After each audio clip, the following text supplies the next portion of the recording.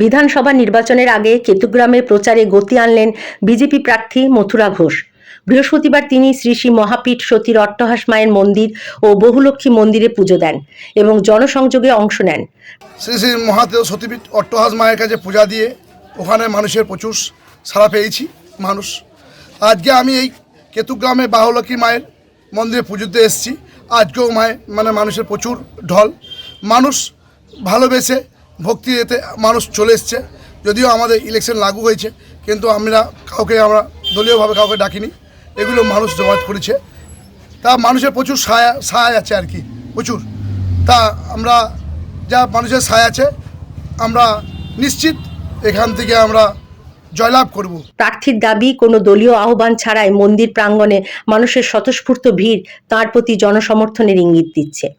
প্রচার পর্বে তিনি বর্তমান তৃণমূল বিধায়ক শেখ শাহনওয়াজের বিরুদ্ধে উন্নয়নহীনতা ও দুর্নীতির অভিযোগ তোলেন। দেখুন, এইখানকার যিনি বিধায়ক আছেন শেখ শাহনওয়াজ, তৃণমূল কংগ্রেসের 3 বারের বিধায়ক, এই এলাকায় কোনো উন্নয়ন করেননি, শুধু দুর্নীতি করেছেন। এমন কোনো ক্ষেত্র নেই যে দুর্নীতি নেই। তা মানুষ ওকে ছুঁড়ে ফেলে দিতে চাইছে। যা আমরা যে দেখতে পাচ্ছি, এই পূজা এখন আমাদের প্রচারে নেই। এখন আমরা এই পূজা মন্দিরে যাচ্ছি, মায়ের কাছে প্রার্থনা করতে যাচ্ছি।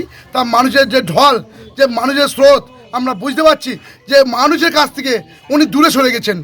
তার বক্তব্য, দীর্ঘদিন ক্ষমতায় থেকেও এলাকার সার্বিক উন্নয়ন হয়নি, ফলে সাধারণ মানুষের মধ্যে ক্ষোভ তৈরি হয়েছে এবং পরিবর্তনের ইচ্ছা বাড়ছে। যদিও মন্দিরে পুজো দেওয়া ব্যক্তিগত উদ্যোগ বলেই তিনি দাবি করেন, তবুও মানুষের উপস্থিতি দেখে তিনি আসন্ন নির্বাচনে জয়ের ব্যাপারে আত্মবিশ্বাসী। পাশাপাশি ক্ষমতা এলে অট্টহাস ও বহুলক্ষ্মী মন্দির সহ এলাকার ধর্মীয় স্থানগুলির উন্নয়ন, কর্মসংস্থান বৃদ্ধি, কৃষকদের ন্যায্য মূল্য নিশ্চিত করা এবং মহিলাদের নিরাপত্তা জোরদারের প্রতিশ্রুতি দেন তিনি। আমরা এবছর কেতুগ্রাম বিধানসভায় নিশ্চিত জয়। আর এইসব মন্দিরগুলোতে আমরা যে মন্দিরগুলো আজকে কোনো কিছু কাজকর্ম করেনি, এই বহুলক্ষ্মী মন্দির এবং অট্টহাস মন্দির, যে দুটো সতীপীঠ মন্দির আছে কেতুগ্রাম বিধানসভার অ্যাসেম্বলিতে, এই মন্দিরগুলো আমরা ক্ষমতায় আসার পর এগুলো অনেক ডেভেলপ করব। আমরা এই পাল্টানো দরকার, চাই বিজেপি সরকার, চাকরি চাই। এই কেতুগ্রাম বিধানসভার মা দিদি বোনদেরকে সুরক্ষিত চাই, তাই বিজেপি চাই।